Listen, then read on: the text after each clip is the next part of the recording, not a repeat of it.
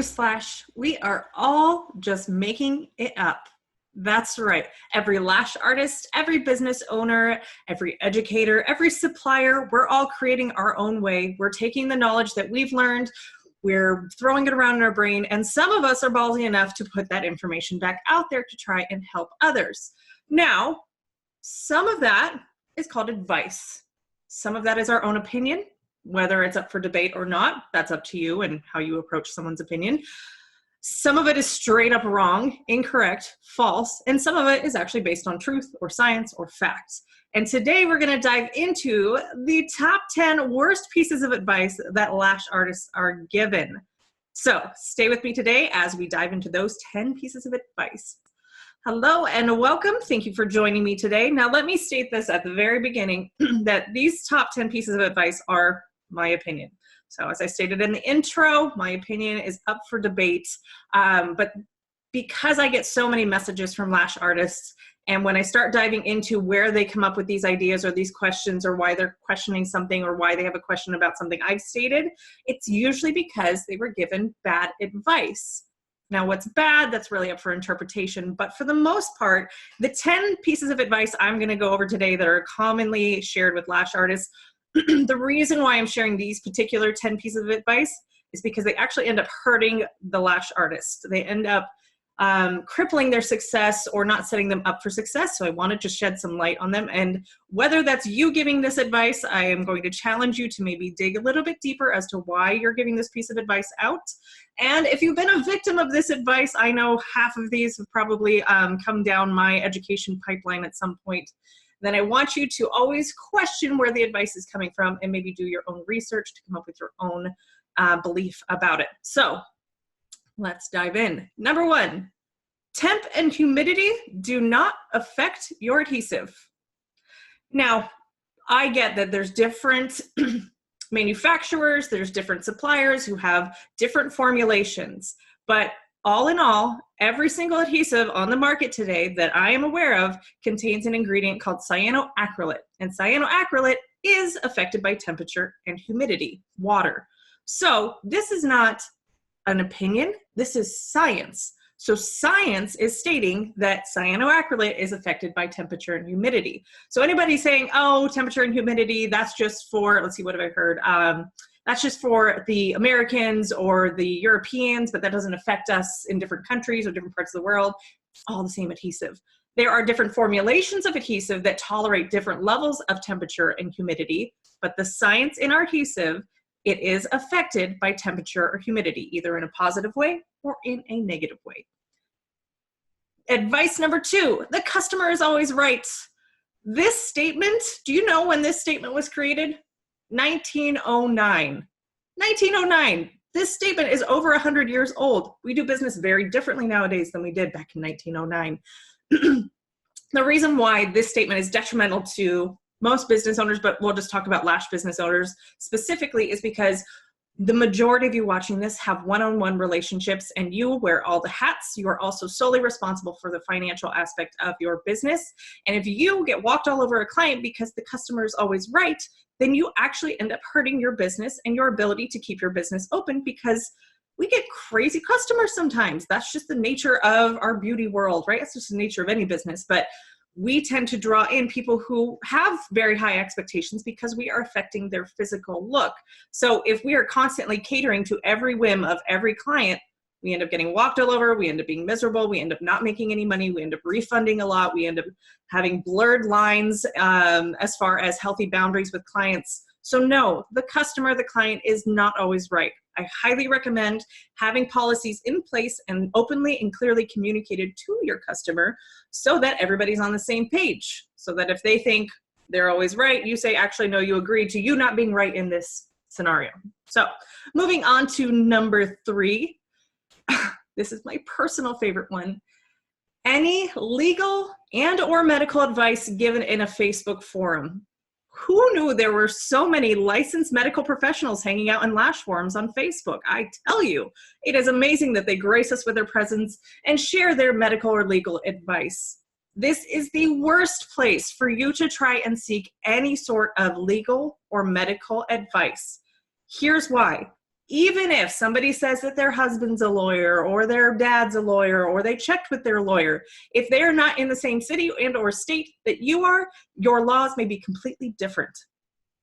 It is not up to anybody's opinion. The law, which means that if you are getting medical advice, and the one I see the most often is what happens with an allergic reaction. What do you do with a client? It is not within your license or your scope of practice to give medical diagnoses, medical advice, or to tell them to take a medication because you do not know their medical history. So stick within your scope of practice, which is isolate, dip in place, and do not vary out of that. The second you vary out of your scope of practice, you then become liable for anything that you suggest. Even something as simple as Tylenol or ibuprofen, giving it to a client, you have now become responsible for any reactions that client has. Whether they have reactions or not, you have just unnecessarily put your livelihood up for risk and for lawsuit. So anytime a client has any medical questions, state, I'm not a medical professional, please consult with your doctor. I don't care if you come off as stiff. I don't care if you come off as unpersonable. You literally have no basis of giving medical or legal advice because you are not licensed to do so. Legal advice. Don't take anybody in a forms template, contract, policies, anything like that without consulting an actual lawyer who understands the laws in your city and state. That's the person who's going to protect your butt in a lawsuit, not some random girl on a Facebook forum. All right? Bad advice comes from Facebook forums when it comes to medical and legal advice. Okay? Number 4, now this one's a subtle one and a little controversial. You get what you pay for. That is not always true. So with clients, we always say, oh, well, you get what you pay for. You went to the cheap place, your lashes got damaged, ha, ha, ha. That's why you pay my premium pricing. But with us as lash artists, you can take a cheap training and not have very good results. You can also take a very expensive training and not get very good results. So it's not always an equal relationship of you pay good money, you get good results. Same thing for adhesives. There are $200 adhesives out there. Does that mean that people who use and pay for these $200 adhesives never have retention issues? I'm going to actually refer you back to our adhesive is temperature and humidity specific piece of advice. So no, it's not always you get what you pay for. So you don't have to pay exorbitant prices for training, education, adhesives, tools, tweezers, all of that. But you also don't want to pay rock bottom prices and try to cut corners on things that actually really are going to help your business grow. The things that I recommend not skimping on are anything that's going home with the client. So adhesive and lashes and iPads. Kind of iPads. iPads go on the client, they're touching the client's skin. Lashes obviously go home with the client, so you want good quality lashes. And you want to make sure that you find an adhesive and a supplier that knows how to help you use their adhesive. So once you've done that and it's going home with the client, then feel free to skimp on doe foot applicators, kind of order from overseas, you know, your Viva paper towels, or go cheap on the paper towels. There's a lot of ways to save expenses in our businesses, but anything that goes home with the client, I highly recommend making sure that you're investing in quality, which doesn't always mean an exorbitant price tag. Number 5, 0.25s. I'm not even going to say why. I'm just going to leave that there. 0.25s. And if you wonder why that's a bad piece of advice, feel free to leave a comment and we'll discuss. 0.25s. Number 6, you don't need a website. Hi, it's 2018. If you don't have a website, you don't exist. So if you plan on running a business that makes any sort of money, the first place that you need to get started is building yourself a website. Get your footprint on the digital landscape. If you don't have a website, clients are looking for you. They're not finding you. They're finding your competition and they're going there. If you think that social media is all you need to have a thriving long-term business, in episode 25, I discussed whether social media was enough for you to have a thriving business. A little bit of a summary, no, it's not enough. And I go into the reasons why in episode 25. Number 7, you need a WordPress website. I love it when lash artists are looking for somebody to create a website for them because a lot of us don't have the techie ability to do so. And so you think, I'm just going to outsource it. They clearly know what they're doing. But a lot of web designers and developers recommend a website platform called WordPress. Now, WordPress is the kind of gold standard of website platforms for its customization, for SEO, for plugins, For those who are doing multiple 6- and 7-figure businesses, for those that drive a lot of traffic to their website, for those who have a lot of content, a lot of pages, and need a lot of customization. Here's the thing, on the back end, WordPress sucks. It is very, very difficult on the back end if you do not have training in it, or if you're not willing to get lots of training in it. And YouTube videos alone is not going to get you a WordPress education. So if somebody recommends WordPress to you, just know that you are getting involved with someone who wants to continue to maintain your website, because you're going to have a hell of a time trying to do it on the back end yourself. Even just updating a link, updating a photo, updating a services page, updating your hours is all going to be a huge headache. So I do recommend Wix as my go-to website platform because it is very drag and drop. If you can open up an iPhone, you can use Wix. It's that easy. WordPress is super complicated. I am fairly tech savvy now. We just moved the Lashpreneur website over to WordPress last year, and I still hate going in there, and I do pay a web designer on a monthly basis to help me update it and keep it looking fresh, designing pages, all of that, which when in my Lash business, I had Wix, I was able to do it all on my own. Number 8, just watch YouTube. You can learn lashes that way. It broke my heart when I saw a couple of lash artists saying that this is something that they were actually advised to do, that you can learn lashes off of YouTube.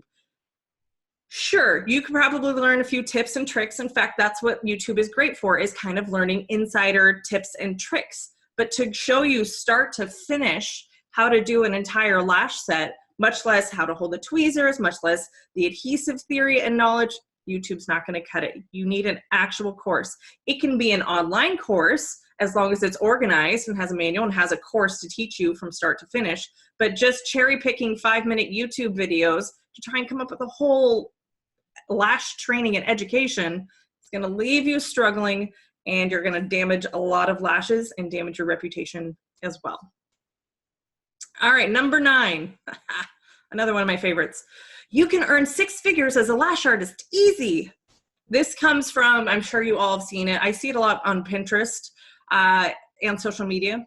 It's the infographic that lists out that you can make $180,000 a year as a lash artist, working 5 days a week, taking 6 full set clients a day. Let's think about that for a second. So that's 30 brand new clients a week that you're doing full sets on every single week.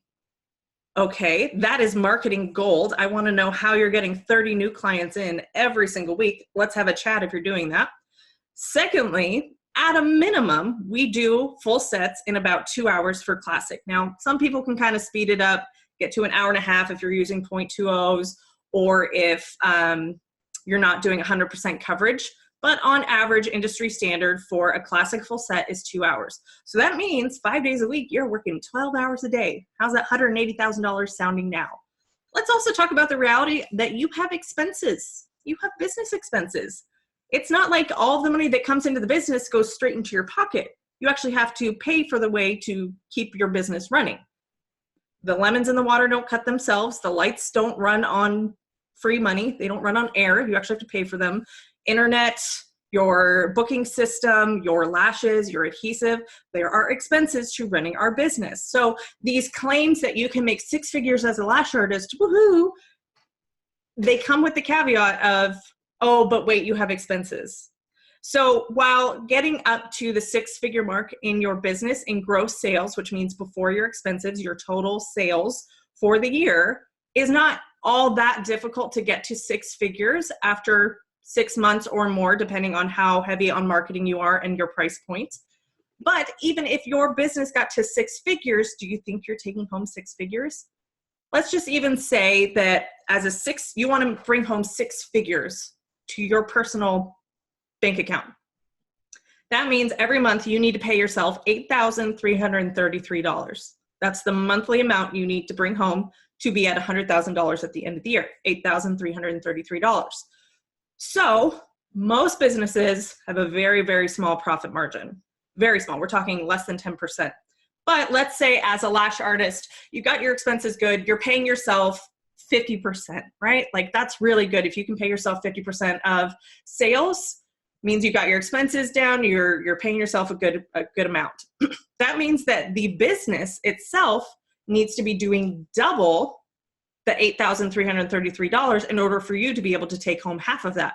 So your business actually needs to be doing $16,666 in order for you to be able to take home the $8,333 a month to make six figures as a lash artist. Isn't that easy? So anybody thinking that you're going to do that in your first year or even your second year or without a staff, I'm sorry to be the bearer of bad news. It's not going to happen right away. You can get there, but it takes lots of marketing, lots of price increases, and a very clear schedule so you're not burning out working those 12 hours a day.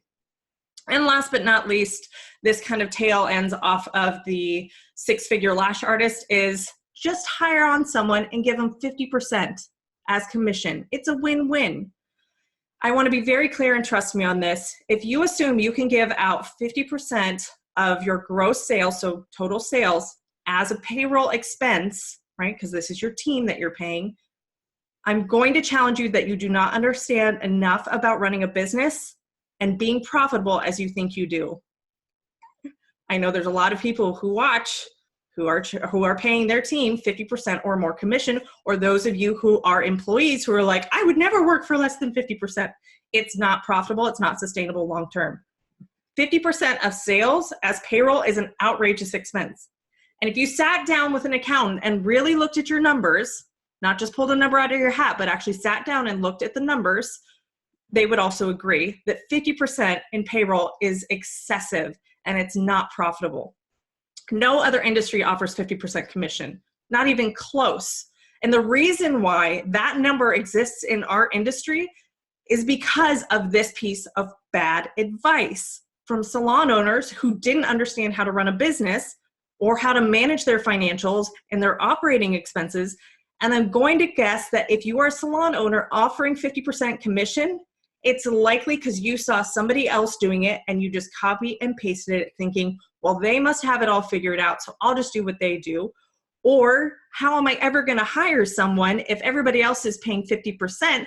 I must do it too to be competitive in the job market to get the right types of lash artists in. That is a bad way to run your business. This is not one of those monkey see, monkey do type situations that's going to end up well for you. So in summary, those are the top 10 pieces of bad advice I see lash artists get all the time and that I get questions about, and I wonder how harmful that information is being if somebody who's new to our industry takes that as fact because somebody who's more experienced gave it to them. So I hope I've shed some light on that today for you. Thank you so much for listening to this episode. And if you haven't done so already, I would love it if you would head on over to iTunes and leave me a rating or a review and let me know in the comments what you want to hear more of so we can create the next episode around what you want to hear. Thank you so much for joining me today. Have a good one.